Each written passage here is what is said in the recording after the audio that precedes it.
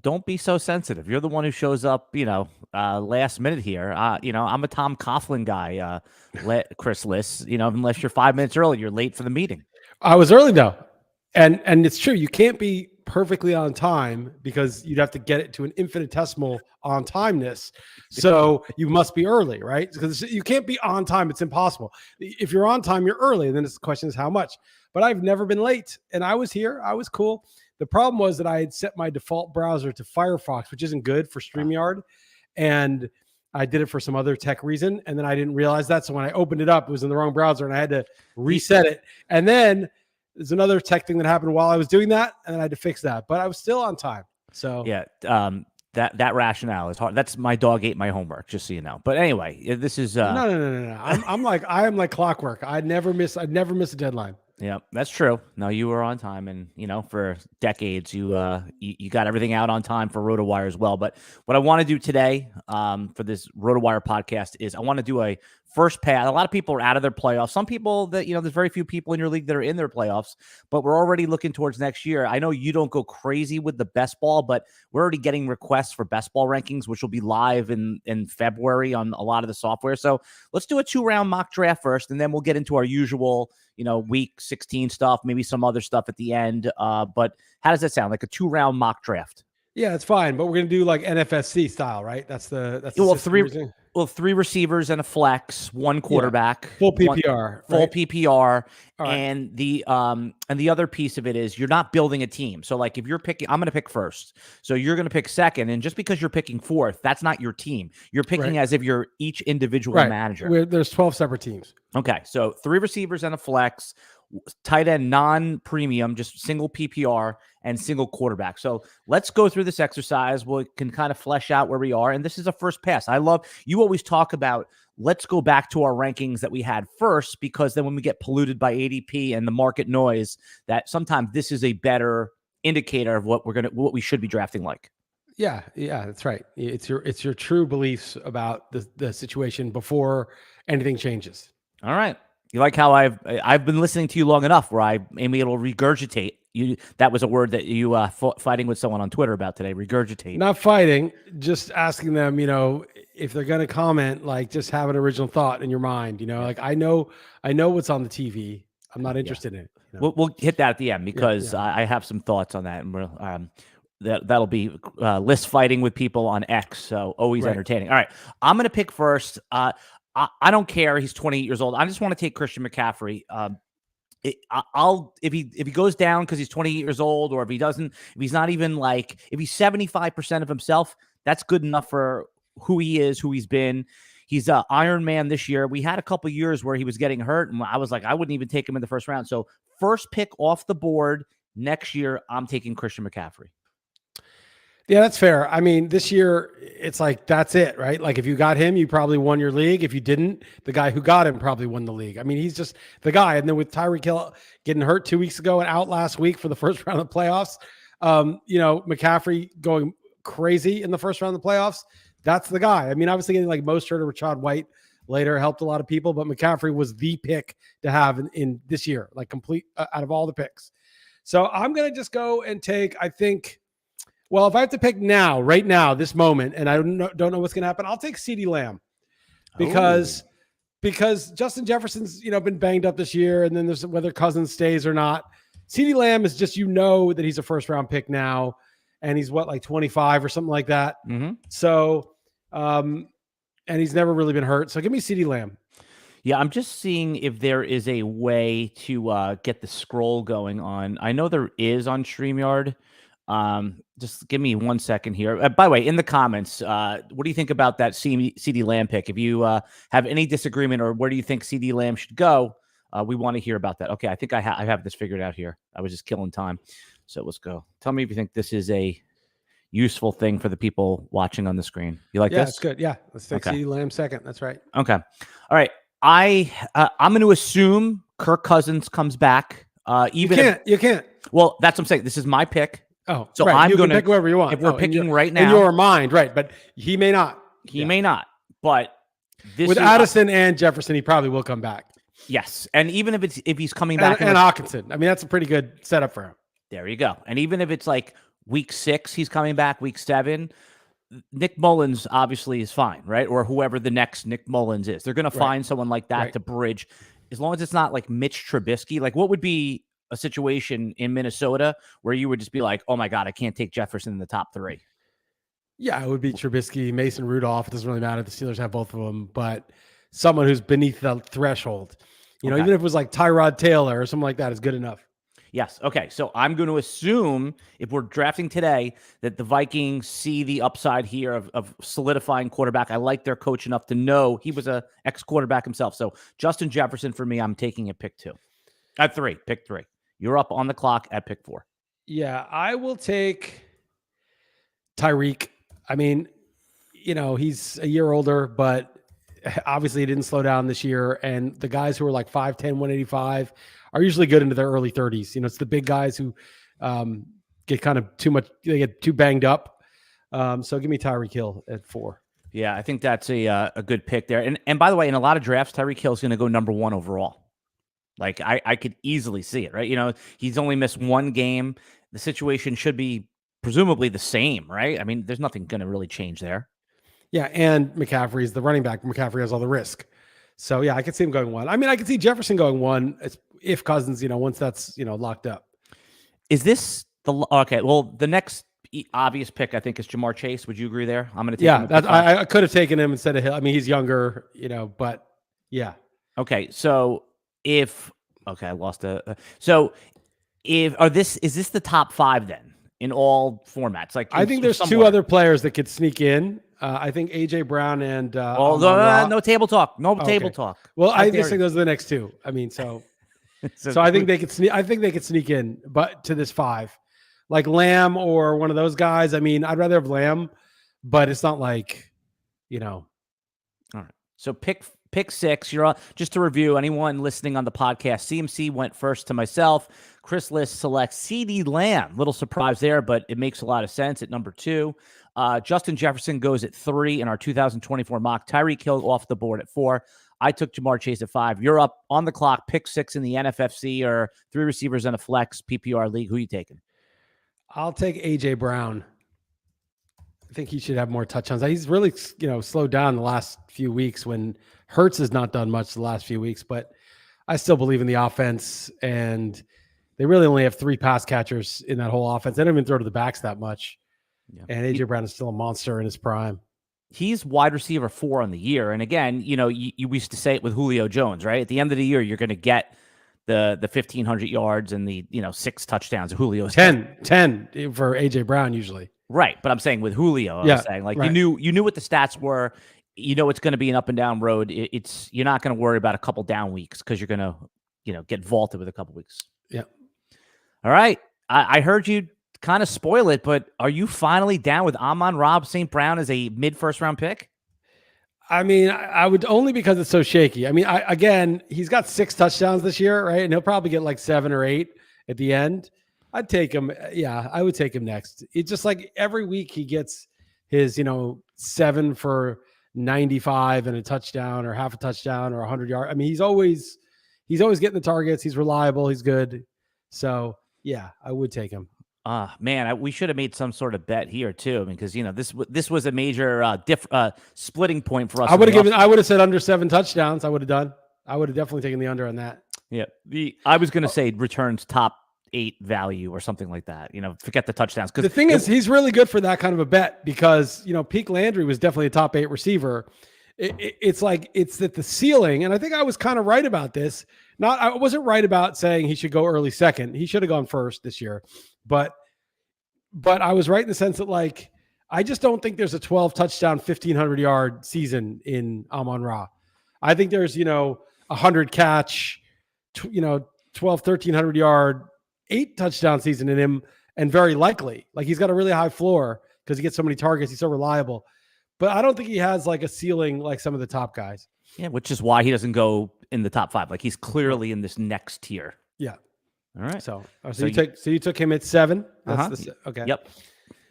So at 8, I'm looking at this. I mean, the obvious pick, I think, would be another receiver, but you could start looking at some of these running backs.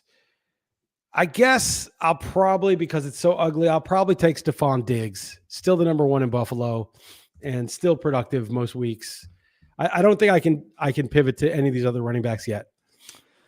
I don't think Diggs is going to end up being a first round pick when we look back at this. He could be. I think that this is it hasn't been the same, right? Like, let me see right now. Maybe I'm wrong. I'm just thinking. Okay, he's got no, you're right. 91 per 1,008 touchdowns. His per play numbers have really dipped this year, but 2 years ago he had 7.5 yards per target. This year 7.6, and then the 2 years in intermediate years in 2020, 2022, he had 9+ yards per target. So I don't know that this is really his skill set. I think it might be, Josh Allen in the passing game and has been a little bit erratic. It's not. I don't think it's really Diggs falling off that much.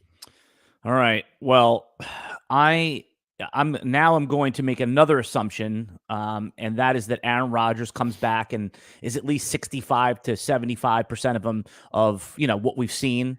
And that should be good enough to get Garrett Wilson first round value. I mean, he's basically buoyed himself at pick 9 to top 24 value with the worst of the worst conditions, right? I mean, it's no one that's not any receiver that's not elite could not survive in this environment, Liss. Yeah, I could have taken. I forgot about him for a second. I could have taken him over Diggs too. The thing is, Rodgers at 40. Rodgers wasn't good 2 years ago in Green Bay. He's going to be 40, playing for the Jets.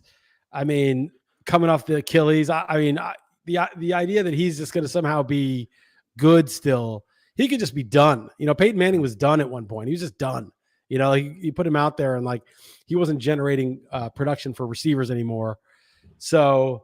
I think that's a big question mark, even if he is back. Let me ask you this. Do you think the Jets, okay, let's say Rodgers is healthy and they like what they see. They notice a little difference, but also he's one of these cerebral quarterbacks who could figure out what they're doing before they do it. There's an advantage there. Do you think that they'll take better care of the backup quarterback position this year? You would hope so. I think they just, they put all that draft capital into QB1 and I think they couldn't cut him. And so when Rodgers went down, they were like, all right, we're forced to fuck around and find out. You know what I mean? We're forced to do it. They didn't want to do it. That's why they signed Rodgers, right? But they were forced and they were like, okay, we've got to really see if this is the future or not for once and for all. I'm just laughing because you so casually call him QB1. And everyone knows he's QB1. You're talking about Zach Wilson, obviously. Of course, he's QB1 for what he did for different generations of human beings in his time. Of course he is. Multi-generational. Yeah, he's a multi-generational talent, and he's doing God's work. So, all right. Wait. Little pause right here. Just want to let everybody know right now, this is a collaborative podcast. I'm sitting in for Jeff Erickson. I'm Alan Seslowsky along with Chris Liss. And you can find all of Chris Liss's work. And many of the loyal listeners to the podcast know Chris Liss from his decades of work over at RotoWire. But right now, go over to Real Man Sports, and you can find all of Chris Liss's content or his podcast, the Chris Liss Podcast, which talks about all issues going on in the world. All right, you're up at pick 10. Yeah, I think I'm going to pivot to a running back, and I haven't looked into it that deeply, but I think I'm just going to take Bijan Robinson. I feel like a lot of times the rookie gets this bullshit treatment. Adrian Peterson shared carries with Chester Taylor for the Vikings. They always are just like, okay, let's give this guy, Jonathan Taylor. It took him till the end of his rookie season to kind of turn it on. His second year was when he, blew it out of the water. So give me Bijan Robinson at number 10. Arthur Smith may not even be around next year. If he is, he may, just sort of need to build around Robinson again. So give me Bijan Robinson. If Arthur Smith is there, would that maybe back you away from Bijan a little bit, or you'd still go in? Probably still go in. He's been pretty stubborn this year, like what he did this week and losing the game. But especially they'll have a better quarterback. Desmond Ridder is just, the nut low pretty much for a starting quarterback. And what's the name? Taylor Heineke is not the answer. So they will have another quarterback next year, I'm pretty sure. And so the offense itself will be better. The offensive line is good. And they have weapons. And I think Bijan will be, once the things start flowing, I think it'll be obvious to use him. And he could easily be the 1.1. He could be the guy that you're like, oh, man, I took McCaffrey at 1-1, but Bijan just destroyed him. And that's so easy to see next year. Yeah, this is the reason right here. Just think in your head, if you're listening to this, who is the next pick? There's guys that you would take, but no one that you really want to make your first round pick. Just a quick review: CMC goes 1, CeeDee Lamb 2, Justin Jefferson, Tyreek Hill, and Jamar Chase round out the top 5. AJ Brown and Amon-Ra St. Brown 6 and 7. I think that's a clear first round pick tier break right there. Then you have Stephon Diggs. I took Garrett Wilson, and then Liss takes Bijan Robinson at pick 11. If I'm going to take a running back, I want a workhorse with a little bit more certainty, or I just want steady Eddie at wide receiver. I mean, this is where last year I was comfortable taking Amon-Ra St. Brown, right? You made the perfect comparison to Jarvis Landry. If everything stays the same, I'm just going to take Travis Etienne. I mean, it's not. I could take him at pick 15, or I could take him right here. This is the player I would feel comfortable building my team around, but I don't love it. So Travis Etienne at pick 11. Etienne should have been better. He got the work. He was the guy. They threw to him a little bit. He should have been better. He was doing well, but the Jaguars offense is just not consistent. It didn't take that step. You thought with Calvin Ridley, okay, Trevor Lawrence in year 3, this is it. And it just didn't really happen for the whole offense for some reason. I don't know why. They just couldn't really play consistently, and that obviously affected Etienne. It's a fine pick. I think we are kind of in no man's land now where you could take almost anybody at this point and, defend it. Well, it's, what it is? It's that the next 10 picks are all kind equal. Of the same. Yeah.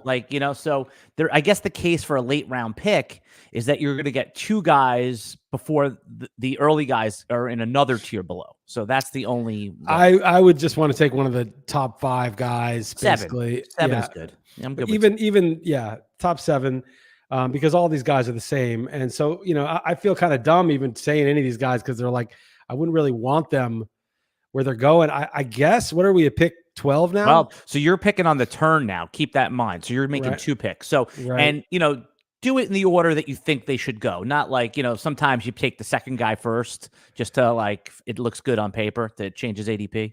Yeah.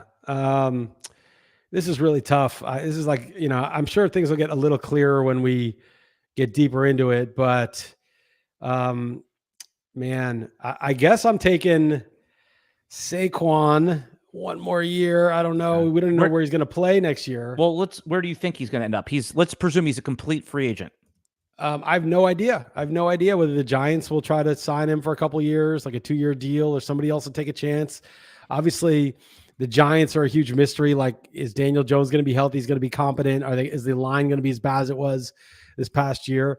There's definitely better situations that he could wind up in, that could make him, a top 7 pick if he's in the right situation. They're he's the workhorse. He's got some mileage on him. He's been hurt a bunch, but he's healthy now. And his ankle injury was just, a few games. It's not like it's a lingering thing. So I'll take Saquon at pick 12, which I'm not thrilled with. So now this is the only time you have to think in terms of this is your team, but it doesn't really matter because you can take any position. Right. And it's the first 2 rounds. And I'll take Jonathan Taylor with the second pick. I feel like Taylor got back healthy. Then he, had this random hand injury or whatever it was, thumb injury, but that's not going to affect him next year. The team's going to have either Richardson or Minshew, probably Richardson back as the starter. And, it's a team that shouldn't be garbage. It's in a softish division. So give me Taylor and Barkley at the turn. All right. I think those are both worthy picks. And even above Travis Etienne, there's one player I probably would have taken. I'm going to take him here at 14. But again, I would have taken this player 11. That's Kyren Williams. Let's assume I'm making a leap. We're only drafting today for next year, right? So I'm assuming Stafford back. I'm assuming the whole gang is back. Even after Kyren Williams fumbled and lost 2 fumbles this week, Liss, he still got the full workload. He is their guy. They love him, and he produces for fantasy. So at pick 14, Kyren Williams is going to be my pick. So I thought about him. I don't like that he's 194 pounds. I feel like that is is he going to make it through the year? Now, Taylor got hurt. Barkley got hurt this year. So it's not like being big saved them. It's just that I almost feel like it's impossible. I mean, there was work done, right? And A-Chain is now there. And there's some small backs. It's kind of a trend now. But usually those guys are paired with someone else. He missed time. Though Kyren missed some time. He missed some time this year. But I'm just saying I feel like it's almost impossible that he could play the full year. Whereas Barkley probably get hurt again. Same with Taylor, but it's possible they could have that McCaffrey year, where I feel like Kyren, man, it's just going to be hard at that size, but maybe I'm wrong. Maybe it's a new era and you can't, hit people as hard or whatever. But anyway, that's the only reason I didn't take him, but he's obviously in a great situation. He gets all the work. I mean, you agree that Kyren would have been one of the next 3 picks? I almost took him ahead of the 2 guys I took. It's just the only thing was the BMI was the only thing that kept me, that made me take the bigger players. But, he's obviously got the fresher legs. All right. You're up at pick 15, which basically is 2.3 in a 12-team draft. Yeah, I feel like this is a little of a reach. Well, there's 2 guys I like here. Everything's a reach at this point. There's 2 guys I like here, but I'm gonna go with Kenny Walker. Kenny Walker to me is just so good. Like I watched the guy play. He's just like the quickest back in the league, and he's fast. And Charbonnet's there, and Charbonnet will get 30-35% of the carries. But I think Walker, when healthy, is the clear starter. And he can also catch some passes. He doesn't catch as many as I'd like, but I think in a full season, he can catch 35, 40 passes. So give me Kenny Walker.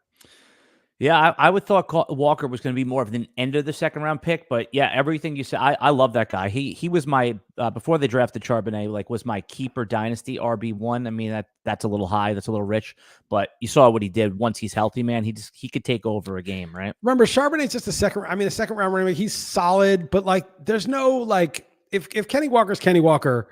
Charbonnet's just a guy. He's just a backup. He's just another player. They don't owe him X amount of workload. Now, if Walker gets hurt, which he might, then hey, now they've got another good running back. But I don't think it's important where he got drafted. All right. Quick second round review. Chris Liss at the turn. We'll go back to the first round. 112 takes Barkley and Jonathan Taylor. I took Kyren Williams. Ken Walker goes off the board, and then I'm taking Breece Hall for the same reasons that I explained earlier with Aaron Rodgers being back. Now, Breece Hall, it's the Jets are basically dead, right? If the quarterback play goes under again, Breece Hall is bad. But last year, Breece Hall would have been a top 5 pick if it had Aaron Rodgers. Well, I was going to say, where did Breece Hall? Oh, right. Had he not been injured, he was injured the year before. So I think this is about the right value on Breece Hall if you're good with Rodgers. If you're not good with Rodgers, then this is probably a little bit. There's other guys you'd probably rather have. I think Breece Hall's stock went down this year, not just because of the quarterback. Obviously, the quarterback's iffy next year, but maybe now these 2 years off the ACL, he'll be an absolute monster in 2024. But he just, he looked good early on, and then he just wasn't that good. And I know a lot of it's because they could key on the run and they didn't have to worry about the passing game much. But the great running backs seem to overcome that. It's not like people were scared of the Tennessee passing game the last 5 years, and Derrick Henry didn't have a problem. So yeah, I like Breece Hall, but I'm like, maybe he's just pretty good. Maybe he's not that good. Okay. I'm going to take Jahmyr Gibbs then after Breece Hall. That was the guy I almost took instead of Kenny Walker. Jahmyr Gibbs catches way more passes, and maybe I should have taken him ahead of Walker for that reason. Obviously Montgomery's probably still there and gets a lot of work too. Lions have a good offensive line, good offense in general. And Gibbs will be trusted more in the second year. So give me Gibbs. Yeah, I almost that was the other player who I was thinking about. I like that we're in the same zone as of who we're taking. Gibbs is just. It's funny. You had said this earlier. That Gibbs is basically having the season we thought Bijan would have, and Bijan is more or less having the up and down that we thought Gibbs would have with Montgomery there. Maybe a little bit better than that. So it just shows that scheme is important, right? Yeah, it's funny. Bijan, it seems like he's been terrible, but he's actually got 1,120 yards. He'll probably have 1,500 yards by the end of the year. And he'll, and he has 7 touchdowns. He'll probably have 8 or 9.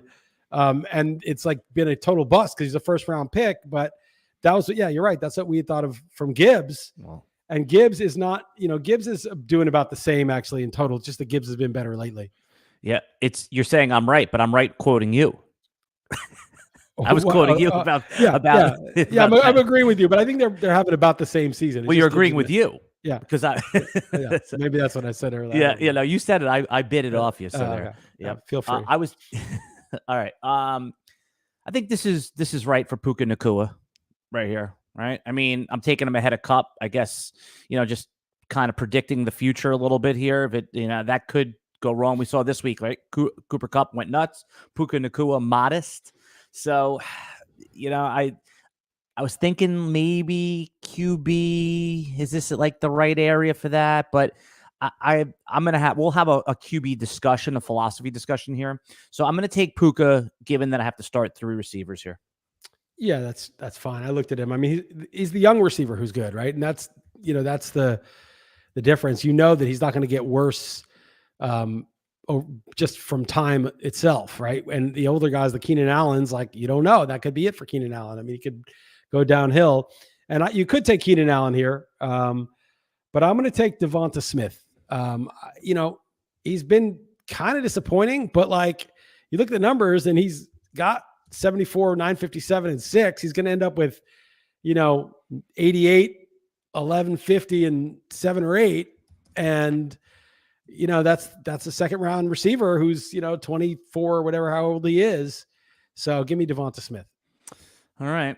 If you notice so far that there's been no quarterbacks, no tight ends. And yesterday when we were doing the radio show, I was talking to Nick and we were kind of going over who do you think is tight end 1. We were trying to rank the tight ends for next year. And I said, the ranking almost doesn't matter. It's that these guys probably won't get taken in the first 30 picks this year, right? I mean, definitely not the first 25 picks, in my opinion.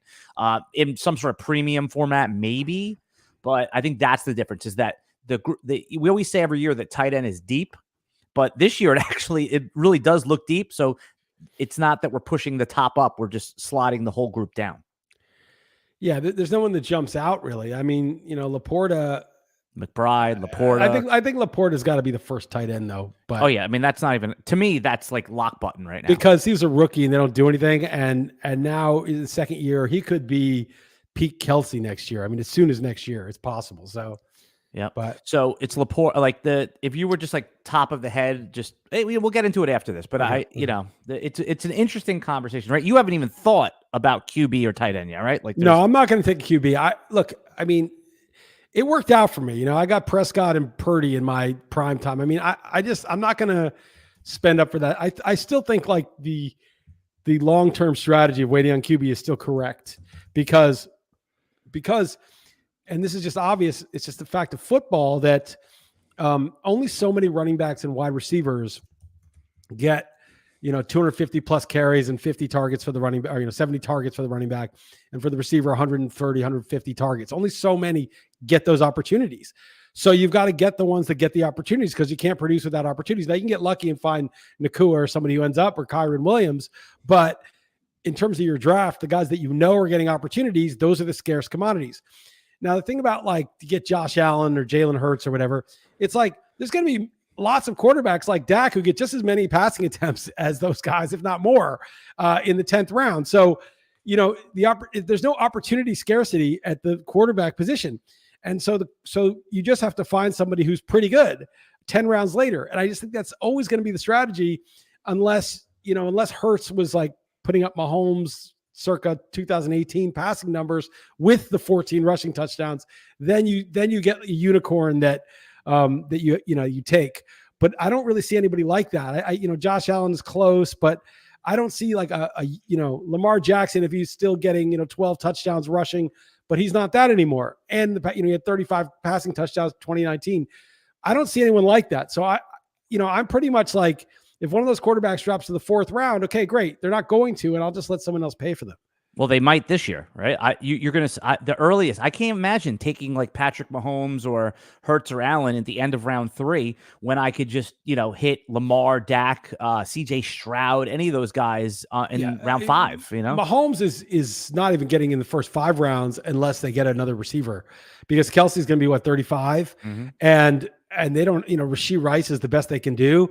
I mean, you can't take Mahomes with that crew out before. I wouldn't even take him till 5 or 6 because I don't see like why he's better than Dak, why he's better than as a fantasy quarterback. Obviously, in real life he's better. There's just no reason to do it. Yeah, in like the dynasty superflex leagues I play, and the reason why I still advocate for Mahomes as the number 1 overall player to pick is because even in a down year, he's like QB 6, right? I mean, that's the reason. He's just super flex is different though because floor matters, but his ceiling right now is not that high. I mean, it's just not. I mean, there's who's going to make a play for him? I mean, everything's going to be short screens and trick plays and misdirections and shovel passes. No one's going to get down the field. Right. I mean, it's just so crazy how the pendulum goes back and forth. Like all the quarterbacks got pushed up. As you had to take Justin Herbert in round 4. Now he's going to be like round 8. They were taking an injured Burrow around the 3-4 turn. And I was like, what are you doing? I mean, like he's hurt and it's just Burrow. He's not like, peak Peyton Manning. It was really weird. That was a mistake. Well, obviously Allen and Hurts have panned out. Hurts with those stupid, 1-yard touchdowns has really saved him. Cause otherwise, he's nothing special. But I think it was a wait on QB year. But the problem is that, if you got Hurts or Allen, you're like, well, who did I miss out on? Devontae Adams, who did I miss out? Or, who did I miss out on? Jalen Waddle. I mean, it wasn't killing you to miss those guys anyway. Yeah, but unless you're right. Unless you landed on the right one. I mean, there was players in that range. I mean, Alvin Kamara was like a 3rd or 4th round pick if you paid up. No, he wasn't. He was like a 6th round pick, 7th. Well, as it got down to the 3-game suspension, he moved up a drop. But you're right. You're absolutely right. I mean, this was the weirdest year I've ever seen for fantasy football because it really didn't. McCaffrey mattered and Tyreek Hill mattered, and that was it. Okay, and then after that, I mean, CeeDee Lamb was a good pick at the end of the first, but after that, it was like, oh, did you get Rashad White and Raheem Mostert in round 6 and 10? Did you get Kamara in 7?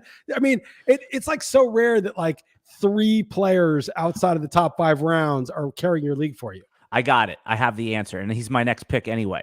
In round 3, if you took one of the elite quarterbacks, you missed out on Keenan Allen. He is a league winner. Not last week, but at least he was out. He didn't go in your lineup and get 0. So I'm going to take him at pick 20. That's the guy that you missed out on. Yeah, that was a guy in round 3 that, or round 2 in some cases but usually round 3 that panned out pretty big this year. Debo was another round 3 guy that panned out. Yeah, I mean more late, but the thing is I've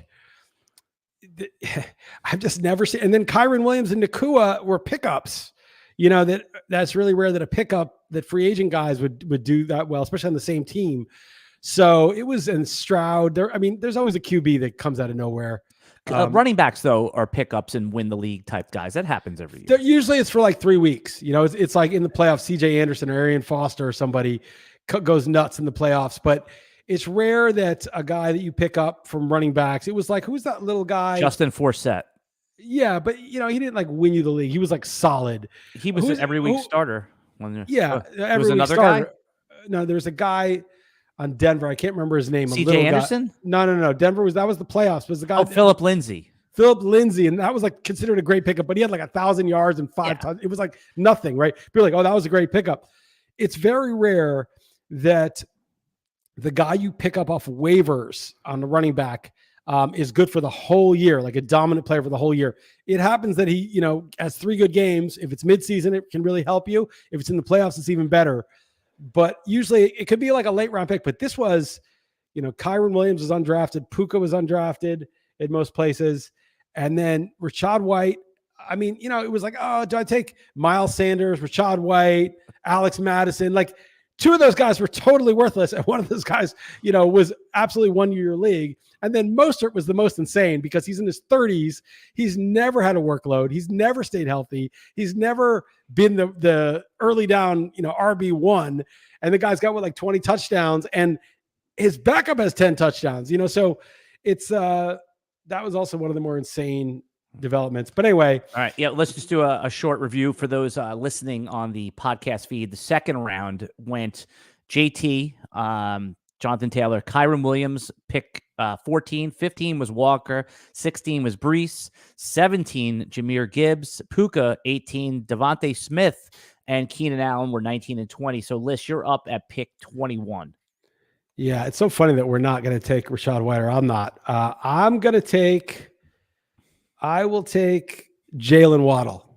I feel like nothing's really changed, when he was a mid-second round pick this year. I mean, Tyreek went crazy, and that's where the attention is, and Waddle only has 4 touchdowns. But when Tyreek was out, Waddle dominated this last week. Tyreek's another year older. And Waddle's going to finish with his 83 catches, 1,100 yards, and 5 or 6 touchdowns. That could easily be 8 touchdowns, 9 touchdowns in a better year. So give me Waddle in year 3 or 4 of his career.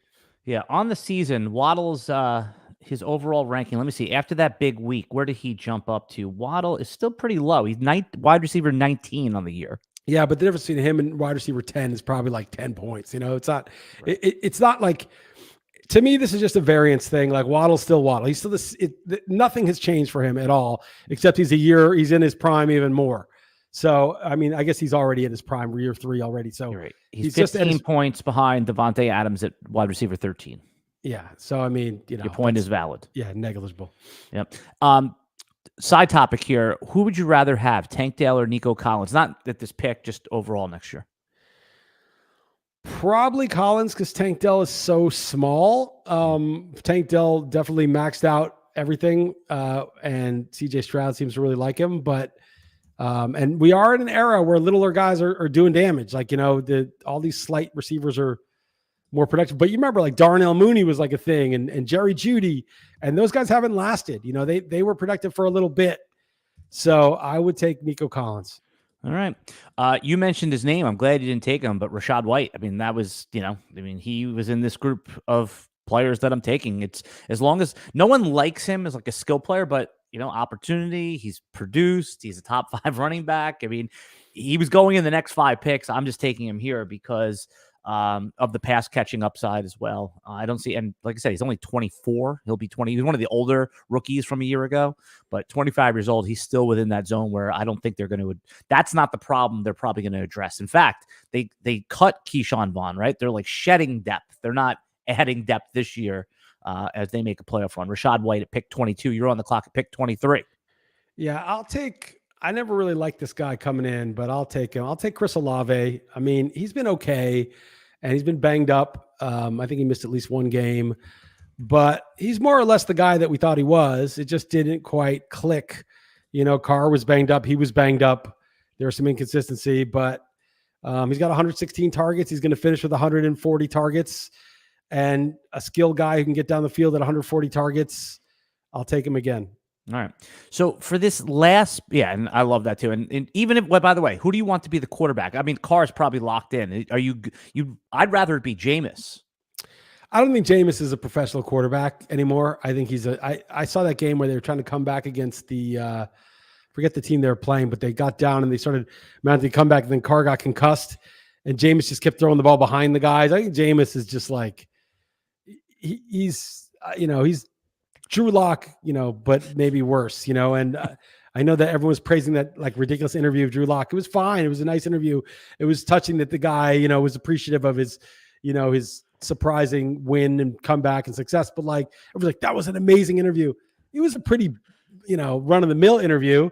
People are just so used to like, crap that was considered like some work of art. But I was happy for Drew Lock. But I think Jameis is basically, Drew Lock at this point at best, and I know Drew Lock just had a good game.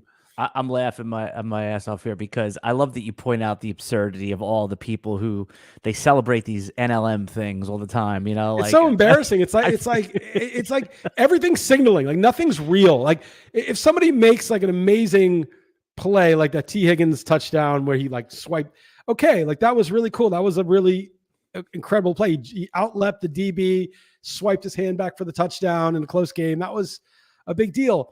But these like run-of-the-mill things that people start to jump to praise, and it's not because that interview was anything special. It was just your run-of-the-mill, like, I'm so grateful my teammates did it. It was just the boilerplate shit.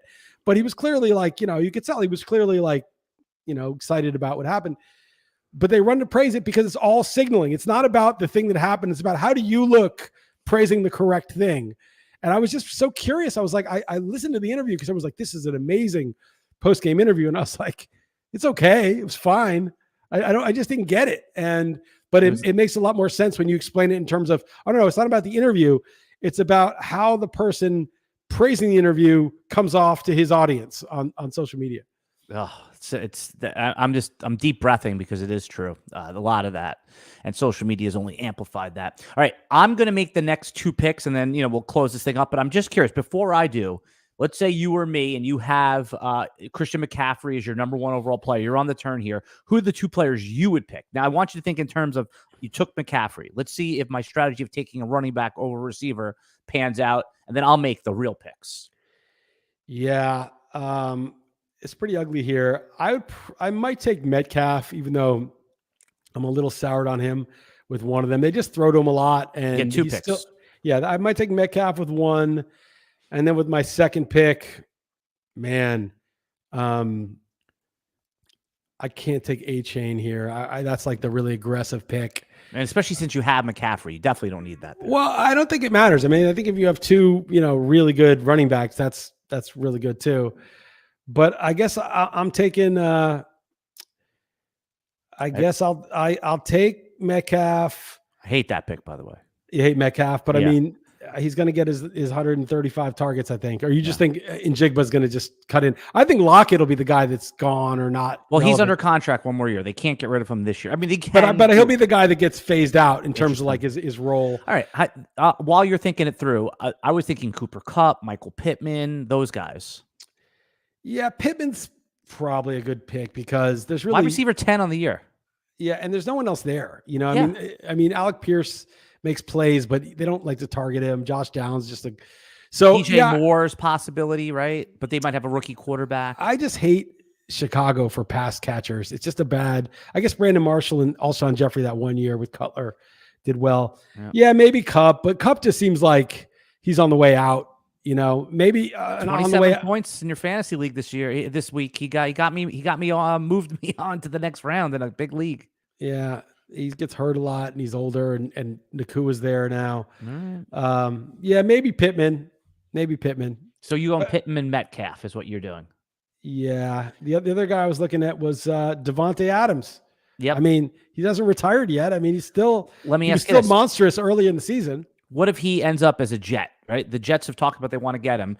Does Garrett Wilson's ADP of pick 10, whatever it is, hold? Oh, that's dead. No. That's they get Adams. Garrett Wilson is like in the Jalen Waddle territory. I mean, that's Devonta Smith, right? Because now you've got the alpha, and even if Adams has lost a step, by next year, he's still going to be the alpha of Aaron Rodgers, the quarterback. Aaron Rodgers is so loyal to his guys, right? That Devonta Adams is like quintessentially his guy. He's like the Jordy Nelson. And so like he's going to get Devonta Adams 160 targets. So I think if Adams went to the Jets, there's a case for Adams in the first round still, even at this age. Yep. Totally agree on that. So I was thinking Pittman. This is where I was maybe throwing around the Sam Laporta pick, but I mean, you could, if you really feel strongly about Josh Allen, probably not there for all the reasons you already said. I would go Adams, actually. I would go Adams over Olave now that I think about it because... Well, that was 2 picks ago. Yeah, right. But I'm saying I think the ceiling for Adams is still pretty high. He might be too old, but if he goes to Rodgers, I think he's getting 160 targets. And a lot of them are going to be inside the 10-yard line. All right. So do you think Deebo Samuel, they have the same setup, is in this? No. The problem with Deebo's a really good player. But Deebo, you know how many catches Deebo has this year? How many catches? Don't look it up. Because you said it like that. All right. So I'm not trying to yuck your yum. But I'm going to say it's low. I'm going to say 60 catches. 60. Okay. It's 49 catches. Okay. And I was thinking because your mind, it's like 70, right? Right. He's got 49 catches. And the only reason Deebo is even in this conversation in this first couple of rounds is because he has 5 rushing touchdowns. Okay. So he has 11 touchdowns total, which is very good. And this 172 rushing yards then gives him, instead of 787, he's at 887. It's 70. He's about 950. Okay. But he's only got 49 catches. Now in a PPR league, he's just never going to get 80 catches, Deebo, in that offense. And so, he may always get 5 rushing touchdowns, and that's going to be significant, but it's just a hard path. Deebo is averaging 16 yards a catch, right? So he's averaging like a ridiculous amount of, yards per catch, and he's got 5 rushing touchdowns. He needs to make big plays and get in the end zone. He is like the most efficient per touch fantasy player in the league pretty much. And without that, he's like Devin A-Chain level efficiency. And he's done it before, so it's not a total fluke. I mean, he's that kind of player, but it's just a high degree of difficulty. If he loses even half a step, plays through even a minor injury, he's at big risk with the volume that he gets. All right. A quick break for the listening audience, and we'll be back right after this. And we're back doing our 2024 top 24 rankings. I'm here with Chris Liss. I'm Alan Seslowsky. All of Chris Liss's content can be found over at realmansports.com, or of course the Chris Liss podcast, where he talks about all different social issues going on in the world. We're rounding out our conversation here about the top 24. Neither of us have taken a tight end. So let's just go through who are the top in any order. Let's just tier them. Who are the top 5 tight ends you think for 2024? I mean, we agreed on Sam Laporta is one, not necessarily the ranking, but he's probably our top guy. Is it Hawkinson? Is it Travis Kelce still at 35, still in that top 5? List that top 5 down. So I think there's a top 5 with a 6th guy that could be, but I think it's more speculative. I think there's a clear top 5, which is Laporta, Hawkinson, Kelce, Kittle, McBride. Okay, I think that's the top 5. And I think Kincaid is like, you could say he's going to take the step. He's going to be the number 2 there to Diggs in his year 2 as a tight end. He showed already that he's reliable. He can catch. Healthy Andrews. Oh, I forgot about Andrews. He's just been banged up and he's older now. He's 28. Yeah, it's young for a tight end, actually. Yeah, I guess you got to throw in Andrews. So there's a top 6, and then Kincaid would be, sort of the 7th if he takes the leap, but it's speculative. I'm not big on Goddard. I think Ferguson's just okay. Schultz, is fine, but nothing special. Ingram. Can I offer one more guy? Yeah. From week 7 to 15 this year, the tight end 1 is David Njoku. Yeah, and he's, he could be it. Tight end 1 list. He's also he's 4th or 5th in targets on the year in tight end. So he gets a lot of looks. There's not any depth at that receiver spot. It's older Amari Cooper. It's Elijah Moore, who's never really panned out completely. And it's Njoku. That's it, right? And, we might have to massage the rankings a bit if Deshaun Watson comes back and move Njoku up. So I think that's good. I like Freiermuth still. I mean, I think Pittsburgh's, got to get the quarterback sorted, but Freiermuth was hurt. He came back, had a monster game. That's a guy I would take in the 13th round all day next year. I didn't hear Kyle Pitts' name. I mean, let's say that we go back to the same situation here. Where is Kyle Pitts? Is he 15th? Is he just cross him off the list? No, he's a guy you still roster just in case, but I feel like he's going down not quite the OJ Howard path, but it's at least he's not going down the OJ Simpson path. I was gonna say it. But he's more going down the OJ Howard path. I wish he would have done the OJ Simpson. That would be epic.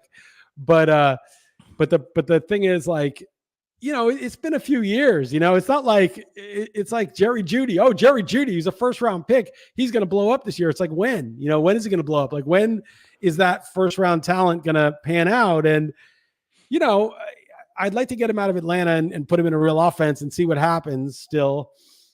But now it's really speculative, with like Kincaid, you're like, okay, he got his rookie year under him. He's banged up for a while. He looks like a player. Now we'll see in year 2, but Pitts is like year 4 now. So you're like, okay, I guess. Yeah, I would still draft Pitts. Outside the 10th round, round 10, 11, 12, sure, I'll have a share of Pitts just for the hell of it. Why not? I have the answer for Atlanta, by the way. Because last year, the obvious answer to get Pitts, and all these guys going was to trade the 2 first-round picks for Lamar Jackson.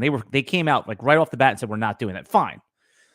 Pay Gardner Minshew like an elite quarterback, even though he's not an elite quarterback, on a 1-year contract, meaning give him $38 million for 1 year. So that it's not even a question. He just comes there and it's only a 1-year deal. Say, hey, we'll give you the 2-year, 40, or you can just get the 1 year 35 and just come here and see if they can win. Yeah. I mean, you look at like what Brock Purdy's doing in San Francisco, Baker, and Baker Mayfield, and he doesn't even have great weapons, Baker. But Brock Purdy's doing, like, that's my argument the whole time is quarterbacks don't matter, right? If you have Mahomes, it matters, or Josh Allen. But for the most part, in this day and age where you can't touch the quarterback, where the quarterback can slide after running, all these rules that favor the quarterback, you just need competence. You just need to avoid incompetence and then put a good system around him. Now, I don't know about the offensive system there, like whether Arthur Smith, he did have success in Tennessee with Tannehill. So, maybe the system's good enough. They just have to get maybe the whole thing that's dragging it down isn't really so much Bijan versus Algier. It's like versus Pitts versus Jonnu Smith. It's just the quarterback is so poor. It's below the threshold for a functioning offense. And if you get a quarterback that's above the threshold, like Minshew or anyone like that, then the whole thing transforms. It may just be that. So I'm with that. The other guy, obviously, that I like in the 12th round is Darren Waller. He's a flat tire in the 5th round, which I found out this year, but in the 12th round, who cares, right? You should be drafting Waller. You should be drafting Pitts. You should be throwing darts at guys who have top 3 tight end upside, which they both do.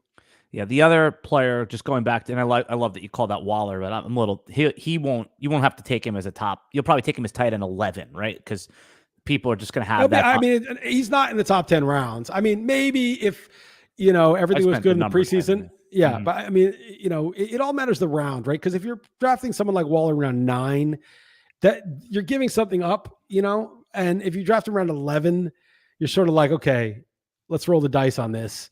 The thing about tight ends is they can play 29, 30 is the peak for tight ends. 28, it may start to change now with Laporta being good as a rookie, but usually the tight ends take, Njoku's at his peak now. How many years has he been in the league? Like it usually takes a few years for them to really get going to their peak. Look at Evan Ingram. Took him 5 years before he was good. It's funny you say Ingram. We were talking about Ingram last night, and he really is the test case for Kyle Pitts, where good rookie year, Kyle Pitts, good rookie year too, then just falls off the map for fantasy, and then gets that 1-year prove-it deal with a team that can basically be the baseline of competency, and now he's back to being a top 5 producer again. So that could be the map for Kyle Pitts. Yeah, the problem with Ingram, he was always like, he's faster than Kyle Pitts, by the way. He's a 4.4, but he's smaller. He's not as big as Pitts. But the problem, he can't block, always got hurt, always made the sickest drop on 4th and 10, perfect pass, drop the ball, game over. He was like literally the least clutch player of all time on the Giants. And he didn't do anything helpful besides catch passes. And you see him make like a great catch or like turn on the Jets and you'd be like, wow, look at this athlete. But he was like Chase Claypool, basically, and then all of a sudden he found it in so for him, it wasn't, it was just like a mental issue. It was like such a, just a disaster mentally. And now he's kind of seems like he's past that. All right. What we're going to do here is I'm going to sign off for anyone listening on the audio podcast. If you're on the video, stay with us because we're going to maybe talk some non-football topics a little bit here. All right. So remember, Jeff will be back with a industry guest next week on Wednesday on the RotoWire podcast. Thanks for tuning in to our first pass at early 2024 rankings. We'll see you next week, everybody. All right. Thanks for staying with us here on the video. I'll cut it right there, Liss, so let's get into some of the stuff that I thought this was a particularly good Tuesday for you on Twitter. And specifically, you were addressing some of the people that said that Trump was going to be a dictator and basically act like Stalin or Hitler or all the these things. And I saw you were fighting with a guy that basically quoted and said that Trump did say that he was going to become a dictator. And by the way, it is true. He did say that, but he was saying it in jest to Sean Hannity as a joke. If you get context. Well, this is the pattern. First of all, I'm not really a fan of Trump, right? So like I think like the lockdowns that he did, turning over the response to Fauci, who was just a total charlatan and a despot, with all the measures that they put in, was a disaster. And I think he made a lot of mistakes. He said he was going to drain the swamp, but Julian Assange is still in prison. He didn't pardon him. He didn't pardon Snowden. So a lot of the things that he said he would do, he didn't do. Now, he didn't get us into wars. And, if you remember the actual being there when he was president, nothing happened to you. People are like, oh, he's going to be Hitler. They were saying this in 2016. Right. And people were on Twitter openly ripping him, saying what a clown he was, what a joke he was. And none of those people got in any trouble at all. In fact, they probably got promoted at their job because everybody at their job was trained to say that by the corporate media, and every, right-thinking person was like Orange Man bad. So not only was he not a dictator, a fascist dictator, he wasn't even dangerous to you at all. Nobody got in any trouble, right? There was the only thing that people say, well, what about January 6th, the insurrection, the greatest threat to our democracy of all time? Oh, you mean those guys with clogged arteries, like traipsing around the Capitol that they were let into and didn't harm anybody, and one of them got shot by a Capitol police officer, and that's the only person harmed that day? Is that what you're talking about? That kind of insurrection with those unarmed people walking around with doing no damage? Oh yeah, that was very scary. I was terrified. I'm still traumatized. The idea that like, but what about that? It's like, no, nothing happened to you. You were at your house watching that on TV, being told how scary it was, but nothing happened to you. Nothing happened to change anything. They accomplished nothing except getting, very unjustly and draconianly punished for, what should have been minor trespassing, and they're treated like they were terrorists. So So that was the only, thing that they're hanging their hat on. It was ridiculous. So we've lived through a Trump presidency, and it was like a nothing burger. It was nothing. I just want to underline again. You were not a fan of Trump. I don't like Trump. You're just making a commentary on what you've observed on social media. I'm from both sides. They're both like extreme viewpoints. Well, my only point is there is an obvious operation underway where they're trying to make people very terrified that if Trump gets elected, it's going to be Hitler. Okay. But they did that in 2016. And the same people who told you that, and then it totally wasn't the case because you lived it. You're going to believe your experience of being in the US during his presidency, where you actually nothing happened to you at all and you were totally fine? Or are you going to believe the people that lied in 2016 and told you you'd be Hitler because they wanted their person to win? And now they're saying the exact same thing again, and yet you're believing them all over again over your own experience, over the evidence that you actually lived through. I mean, this is truly delusional. And these people are like calling me a conspiracy theorist. I'm not theorizing. I'm actually telling you about evidence, about experience that you had and I both had, and nothing happened to either of us. Nothing happened. Say anything you want about Trump. Nothing happened to you. And now you're theorizing that, but this time he's going to turn into Hitler, even though they said he was going to and he didn't. This is the time. You are the one in a crazy conspiracy theory, not me. I'm just simply going by like the obvious evidence that was in front of everybody's face. And he did do some stupid things. Like the lockdowns were really bad, but you supported those, by the way, fearful person that you are. You liked the lockdowns. You wanted everyone to have to mask and take medicine against their will. So his worst thing that he did, that was actually something you supported. So, right. So don't, you can't use that as the thing. I mean, that for me, that's a reason I wouldn't vote for him, because that was a catastrophic decision that he made, and I wouldn't vote for him for that reason. But for you, that's what you liked. So I don't see why that's making you afraid. So these people they're so brainwashed because the new messages make these people afraid. Now in Colorado, they just knocked him off the ballot, which is really stupid because it's like, oh, the most popular front runner for president, we're going to say you're not allowed to vote for him.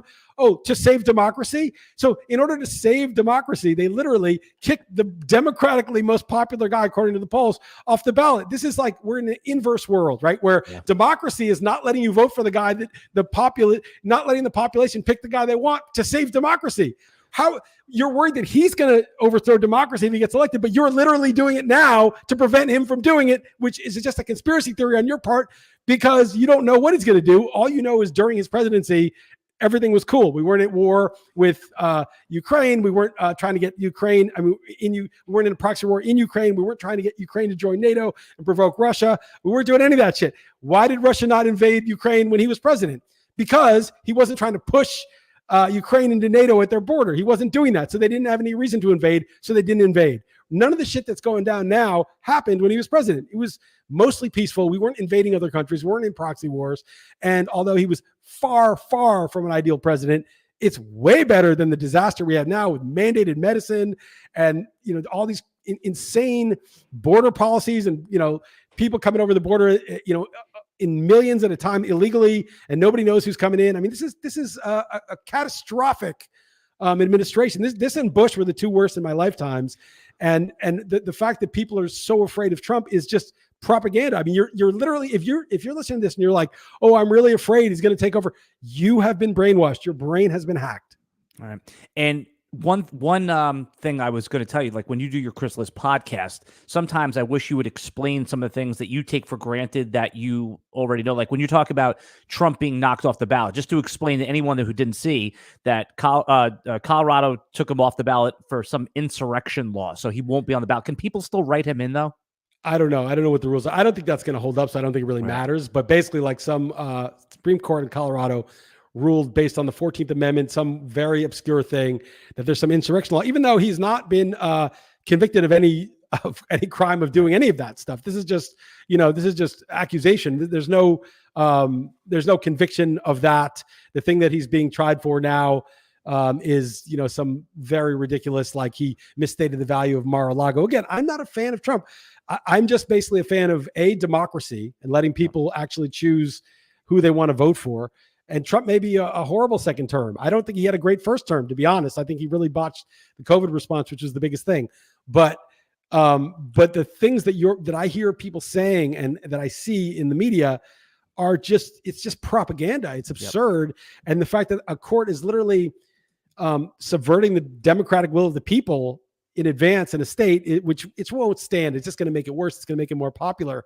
And the fact that people are cheering this on is just, it's pathetic. Like, you're pathetic. Like, you don't believe in democracy. You're just a pathetic person that only cares about your emotional comfort, and you have no principles whatsoever. Because if they were like kicking some other person off the ballot, that would just be, it would be subverting democracy. So it's just, let me interrupt. I've lost respect for a lot of people. I'll just say okay. that. Well, let me ask you this, because I noticed this in your Twitter thread. Is there a way to persuade people without, and again, I'm not critiquing you because I feel the same way about that, but like, instead of calling them brainwashed and this, that, because that's not going to persuade them, right? I don't think you can persuade them. I think those people who are like, I understand what I'm saying though, right? Yeah, I see it in your threads a lot. Other people defending you by calling them libtards. Yeah, I don't like those posts when they say libtards. I think that's bad persuasion. Okay, I think it's poor persuasion.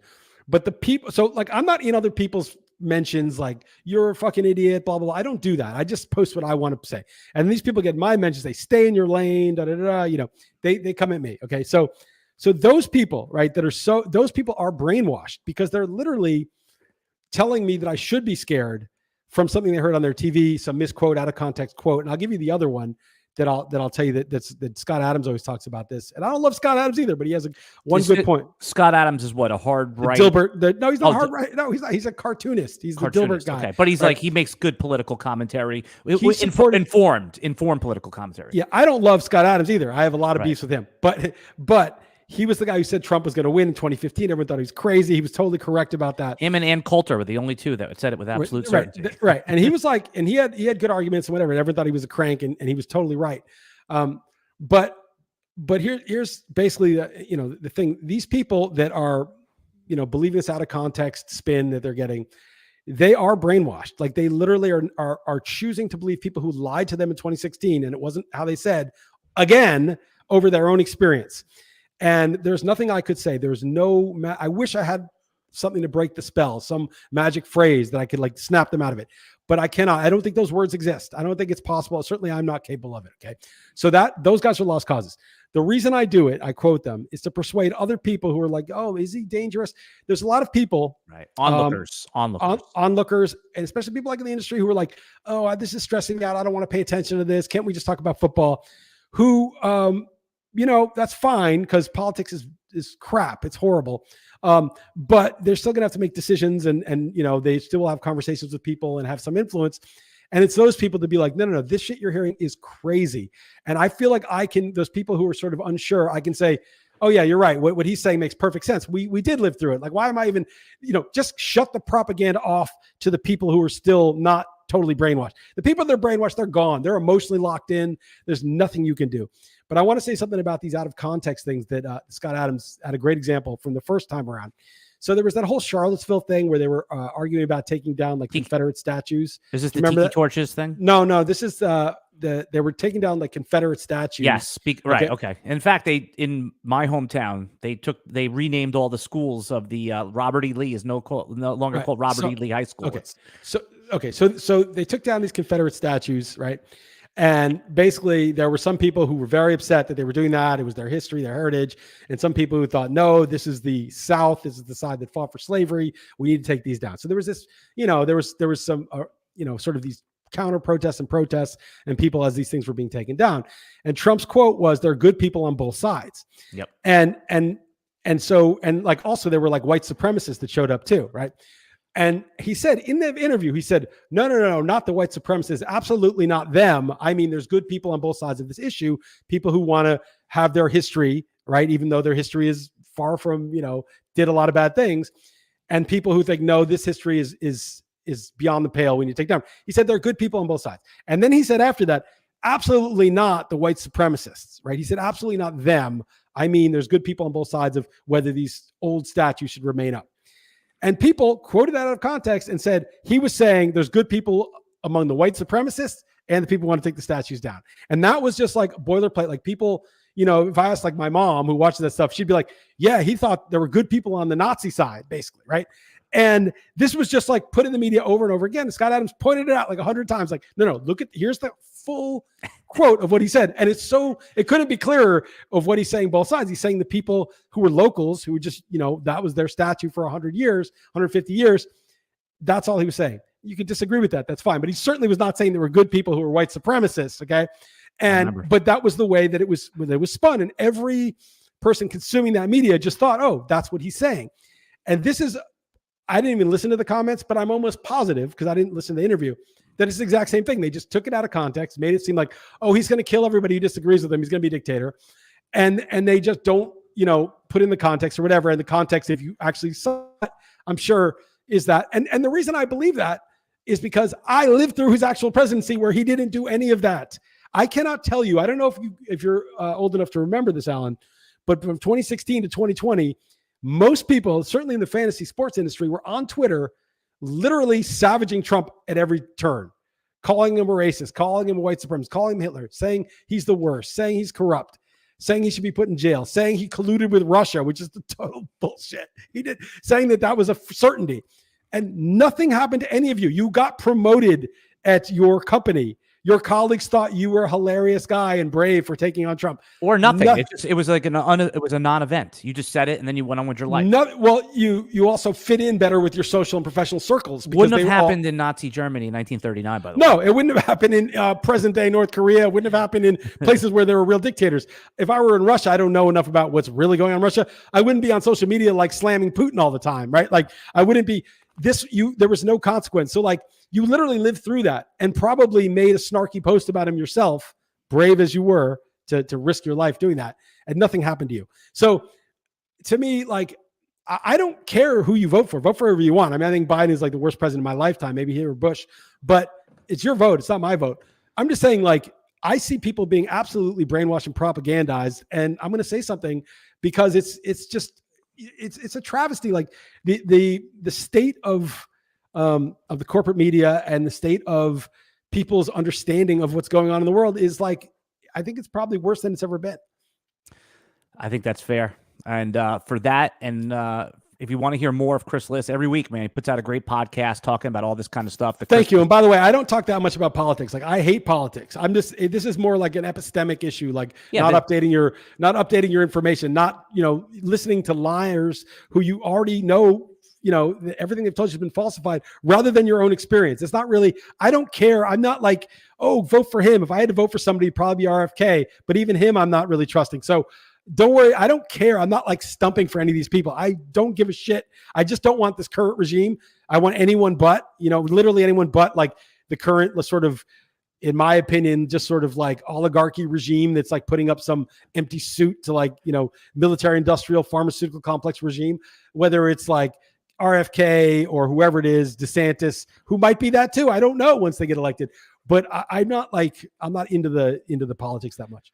Yep. So the Chris Liss podcast, they'll talk about everything from, the financial system to Bitcoin, everything. So all that different kind of stuff. It's appointment listing. I wish you'd promote it on Twitter, but that's fine. But if you link to something on Twitter, it doesn't go anywhere. They don't. Well, let me tell you something else that doesn't go anywhere when you don't do it on Twitter. But yeah, exactly. So why beg for likes and links? Not beg, just put it out there. And if you always say, "Hey, it's on there," my pinned tweet is thanks for the nice words about the podcast. You know that, right? My pinned tweet is about the podcast. Okay, all right. Last month, and I'll tell you something else. I bought the Twitter check, by the way, yesterday. Oh, you did? You caved? It's embarrassing. I thought we were going to talk about this. It is embarrassing. So I went on a rant saying, look, I'm a content creator. I'm the one who's building this network. Like, why the hell would I pay for this, right? And I feel that way. Like, I don't want to pay. But this guy, Thierry Breton, this French douchebag who's like the EU commissioner or something, is now investigating X for disinformation. He's going to look into X, right? He's not looking into TikTok or these other compliant or Facebook or whatever, or Instagram with their child trafficking issues or whatever. But he's looking to X, right? Because there's free speech. And I just thought, you know what? That's too good of a sales pitch. Like the tyrant is looking into this thing. I got to pay for it. So in spite of all of I'm a nutless monkey, in spite of all of my saying I'm not going to pay. You change your opinion. You change your. I still have the same opinion. Decentralized media Nostr is the way to go. I'm still on there 6 days a week. But I just felt like I had to just pay for it just to make that dude's totalitarian, Karen-y. That guy is like the pussification of pussification. Okay. I don't know if I can say this in the word thing. Well, remember, it's already, I'm going to cut the other part. So there's pussification. And then if you pussify that would represent this guy, Terry. It's tree 3 pussification. It's pussification to the pussification power. It's pussification arrowification, which is a very fast growing function. And the point is, it's tree of pussification. And the point is that this dude is like, oh, I'm going to shut down. I'm going to look, like, shut the fuck up. Like, you're just some unelected bureaucrat that everybody knows is full of shit, that wants to shut down free speech, because the EU cannot survive free speech. If people really knew what the EU was up to, it would collapse. Nobody would support it. It's probably worse than DC. It's probably even worse than DC. So this guy is like trying to investigate it. So just because of that sales pitch, I couldn't resist. The guy's his best salesman. Maybe I'm getting totally duped, and Elon is like paying this guy to like say this stuff because people like me are gonna like cave because he beat me. Elon outsmarted me because I went and did this, but I did it. And I'll probably cancel it because I feel gross doing it. But like, these people are worse than whatever Elon's doing. So I did sign up for the premium plus, €16 a month. 16 euros. Okay. Yeah, that's right. They did raise it now. They did raise it. All right. And by the way, I tried Grok. Grok sucks. It's terrible. It's like Chat GTP light. It's crap. It's total garbage. Have you messed around on Reddit? It's a lot of free speech over there on Reddit, and you also, it's like you earn your blue check by, you can't just like post on there, or you have to get in groups, and you get in groups by like making comments and contributing, and then you get like approved by the group. It's Reddit. I still think sounds like a nightmare. Sounds like a nightmare. No Store's where it's at. No Store's just you own your own content. You put it through the protocol. People see it. People can repost it. You can't stop anybody from saying anything. It's permissionless. It's open. It's totally open source. You can see it. There's many different clients to use. Nostr is the best. And the people on Nostr, they're a little bit like paranoid, I would say. Like, they're all anonymous handles and they're all, whatever, but very smart people and quality. And you don't get that sick feeling of like the algorithm making you angry or needing to keep scrolling endlessly. It's just a much more healthy feeling of using social media. So NOSTR is the protocol. There's different clients. Damus is good for Mac. Iris.to is good for web, and it's totally free, and you can start posting. It's to me, it's the future, and the future's coming sooner than people think. Chris Liss, Nostr shill. I am a Nostr shill. I really am, because it's not, no one owns it. It's like no one can pay you to promote it. Oh, by the way, you can pay. I get paid when I make a snarky post. I get paid very little because it's these sats, a few sats here and there, but it's real money. I've got like $6 worth now stored up. And I should be paying more other people, but I'm cheap, so I just keep it for myself. But I will pay some other people. But you just get paid in Bitcoin right away for a post that you make. It's amazing. It's not like a subscription and cutting up ad fees. It's literally just peer-to-peer. Like, oh, I like what you said. Here's 10 cents. Here's 20 cents. It's really good. All right. We'll be back next week with another podcast, talking some football, talking some other stuff. Thanks for tuning in, everybody, and have good luck in the fantasy semifinals.